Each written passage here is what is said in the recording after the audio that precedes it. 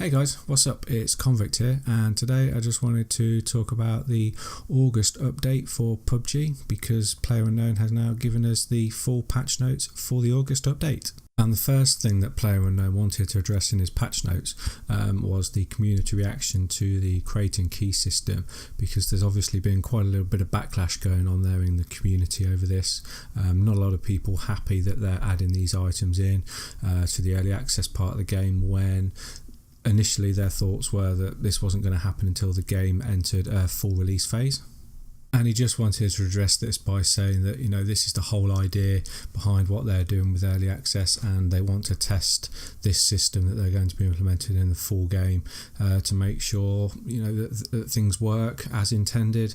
And he feels that it's going to benefit both players who are willing to pay for the keys to open these crates, and also those that aren't willing to pay for vanity items out of these crates.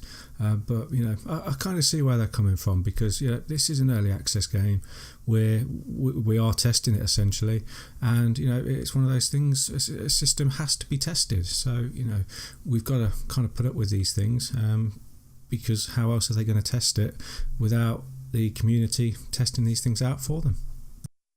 We then jump on to how these crates are going to work, and he lets us know that the crate system's going to work like the current free-to-open system. We'll be limited to a number of crates we can receive each week, and the prices will increase with each crate that we buy, and these prices will be reset every Monday like they currently are. Currently this limit is set to 6 crates per week, and we're free to trade the items on the Steam marketplace if we want to. And he also wants to point out that the full cosmetic system is still being discussed internally, and they are listening to the community concerns and taking into considerations our ability to earn free cosmetic items while playing the game. So that's always nice. And also now we'll have a quick look at some of the items that are available within the crates. And the first lot of items we have up are in the Survivor crate, all look fairly standard. Nothing really jumps out as being absolutely amazing. Maybe the red leather jacket looks quite cool. All fairly standard items, I guess. And up next we have the Wanderer crate. Again, fairly standard items here. Quite like the look of the protective mask and the gas mask there. I always try to pick those items up when I see them in game, because they look quite cool, quite menacing to other people to see your character in those as well. And also the hockey mask reminds me of the film Heat, which is one of my all-time favourite films, so it's always nice to be able to look like those guys for the heist scene, because they looked absolutely badass. And now we're jumping into the month 4 patch notes. So first up, we've got some server and client optimizations to fences, doors, windows and vehicle physics, as well as the optimizations to the user interface. And the next point that's up is the most interesting, is the new item, the MK14 EBR, which is a designated marksman rifle that can only be obtained from the care packages, and it's chambered for the 7.62mm ammo, and also sniper rifle attachments can be used on this gun as well. Now, as we said in the last video, I'm sure care packages will be a hive of activity going forward, because people are going to be keen to get their hands on this gun and test it out and see what it's all about, see how good it actually is in game. Next up, there's a couple of new face presets and hairstyles being added to the character customization for you guys, and these have been added for both genders. And up next we have the gameplay changes, and first up they've added the first person server options to North American and EU solo and duo game modes, and players who choose the first person mode will be matched together, so that should avoid any first person versus third person abuse there. The character view will be set to third person mode in the starting plane and also during free fall from the airplane, but this will be changed in a future update to only be first person. When you are looting in first person, the camera will remain still to help prevent dizziness. There's a new tool for reporting players added, so hopefully this will help cut down on any unsportsmanlike behaviour going on in the game. And also, if some people were killing their knocked out teammates in order to avoid giving the kill count to an enemy, but they've also now fixed this, so if that does happen, you will still be credited with a kill and won't miss out there. They've added some new animations when using different types of consumables, as well as improving the camera transitions when disabling the free look feature through the Alt key. And also they've decreased the load time on the VSS rifle. And now players will also be able to re-enter a game if they've been disconnected mid-game. Hopefully this doesn't cause too many people to sort of like try and force a disconnect to get put back in the game, maybe at a more advantageous position. Quite how that's going to work I'm not sure, but hopefully it doesn't destroy the balance too much there. They've also added it in now so that we may use Xbox controllers if we want to, and they'll be making continual improvements going forwards for Xbox controllers. Me personally, I think I'll be sticking with the mouse and keyboard, so I think the advantages there for mouse and keyboard players is just going to be too much against the controller players. There's also now a sound volume difference between inside and outside of buildings, so hopefully we'll be able to tell a little bit more clearer now if someone's inside our building or outside of it. And there's a new sound effect while scoping or aiming a weapon. There's also some new effects when your character is running or sprinting over different types of surfaces, along with some improved character animations when you haven't got a weapon or you're holding a melee weapon. They've also added a slight delay when using the drag and drop feature on items in the inventory, and they implemented this delay to provide a fair gameplay environment to all players.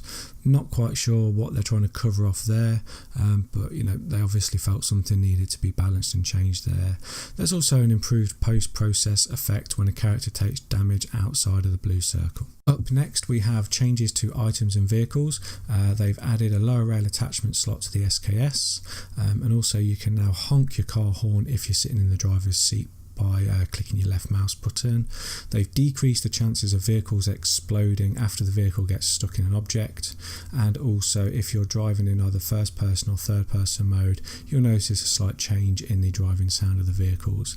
There's also a new sound effect for motorcycle tyre screech whilst driving.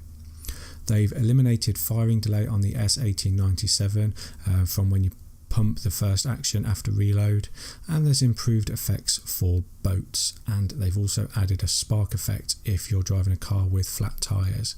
Now up next is one that is quite interesting because they've actually reduced the cast time of the first aid kit and the painkiller to 6 seconds.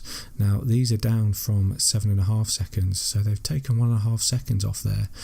So you know, using those items is now going to be a hell of a lot quicker, and they've also reduced the cast time for the med kit and the adrenaline syringe, which you can only get from supply crates, down to 8 seconds, and they were originally a cast time of 10 seconds, so they've decided to take 2 seconds off the cast time there. So quite an interesting change. It'll be interesting to see how they play out in the game when you're healing in a battle situation.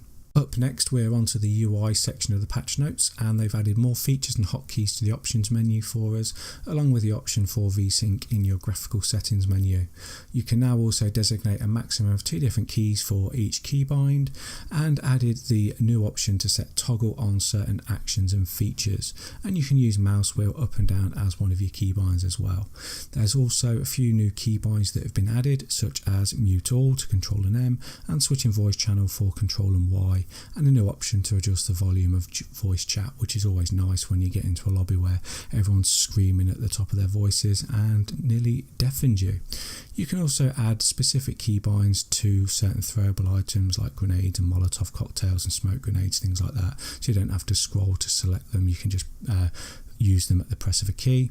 There's also a colorblind mode been added, and a field of view slider for the first person view, and they let us know that the maximum value of this is 103 and the minimum value of this is going to be 80. They've also added in some region names to the minimap, along with the ability for you to display your helmet, vest and backpack, along with all your equipped weapons on the right hand side of the screen.